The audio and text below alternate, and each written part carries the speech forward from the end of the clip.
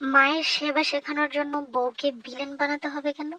একটা গল্প আছে না, মা বাচ্চার দাদিকে ছোট প্লেটে মেপে অল্প খাবার দেয়, পরে ওই প্লেট ভেঙে গেলে ছেলে কাঁদতে থাকে, বুড়া হলে মাকে খাওয়ানোর মাপের প্লেট কই পাবে এই দুঃখে। এই গল্পটা আরেক রকম করে আছে, বুড়া শাশুড়িকে মা আলাদা ছোট ঘরে একা ফেলে রাখে।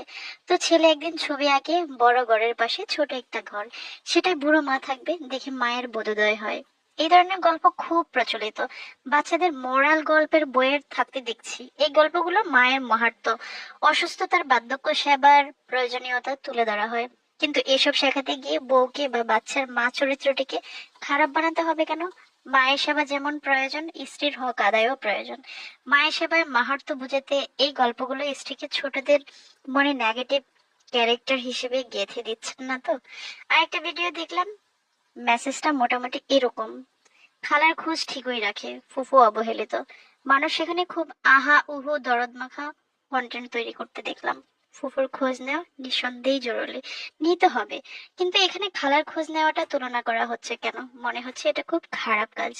আমাদের চিন্তাগুলো এত নেগেটিভ, এত একঘেয়েমি হয় কিভাবে? হ্যাঁ, এটা আসলে প্রত্যেকটা কথাই খুবই সুন্দর এবং খুবই গুরুত্বপূর্ণ। তবে হ্যাঁ, আমরা আমাদের সামাজিকতায় চলতে গিয়ে যে আমরা যে সোসাইটিতে থাকি বা আমাদের রিলেটিভস দেরকে আপনি ফলো করে দেখবেন বা আমরা ফলো করে দেখি, যে আমরা আসলেই কোথাও যেন খালাদেরকেই গুরুত্ব দেই অনেক বেশি, ফুফুদেরকে গুরুত্ব ওইভাবে কেন যেন, মানে কোথায় যেন আমাদেরকে পিছু টেনে ধরে, যে ফুফুরা আসলেই অনেক ক্ষেত্রে অবহেলিত। আমি বলছি না যে ফুফুরা অবহেলিত হওয়ার কারণ কি, আমিও কোথাও না কোথাও খালা হই, কোথাও না কোথাও ফুফু হই, কিন্তু আমরা সেটা রিয়েলাইজ করি যে কোথাও না কোথাও যে আমরা খালার মূল্যায়নটাই অনেক বেশি পাচ্ছি ফুফুর থেকে। এটা হয়ে আসতেছে, এটা যদি আমরা এটা রিয়েলাইজ করতে পারতাম, যে ওই যে ছোট প্লেটে অল্প খাবার দেওয়া হয়, বার্ধক্য যে সময়ে, ওইটা যদি আমরা রিয়েলাইজ করতে পারতাম সঠিক টাইমে, রিয়েলাইজ করি যদি আমরা বেস্ট টাইম গুলোতে, তাহলে আমরা মনে হচ্ছে যে ওই যে সন্তানের দাদিকে বা শাশুড়িকে ছোট প্লেটে খাবার দেওয়া, কুড়ে ঘরে রাখা, ছোট একটা রুমে রাখা, আলাদা কাপড় চোপড় পরতে দাও, এই জিনিসটা না করে কিন্তু আমরা সবার আগে আদর আপ্যায়ন করতাম, যে এই মানুষটা আমার জন্য একটা ব্রেন তৈরি করছে, যে আমার স্বামীকে তৈরি করছে, আমার সংসারটাকে তৈরি করছে।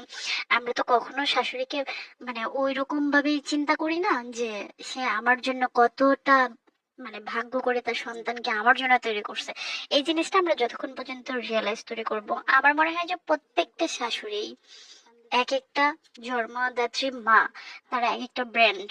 ঠিক আছে, এটা আমরা রিয়েলাইজ করলে আমরা নিজেরও অবহেলিত হতাম না, আর আমাদের সন্তানদের মন মানসিকতার মধ্যে ওই বীজ ঢুকানো হতো না, যে কোথাও না কোথাও খালারাই খুব প্রায়োরিটি পাচ্ছে, ফুফুরা অবহেলিত হচ্ছে, দাদিরা অবহেলিত হচ্ছে, নানা নানিরা খুব প্রায়োরিটি পাচ্ছে। এটা আমাদের সমাজ থেকে কখনো আর উঠে যাবে না, কারণ এটাই হয়ে আসতেছে, এটাই হচ্ছে।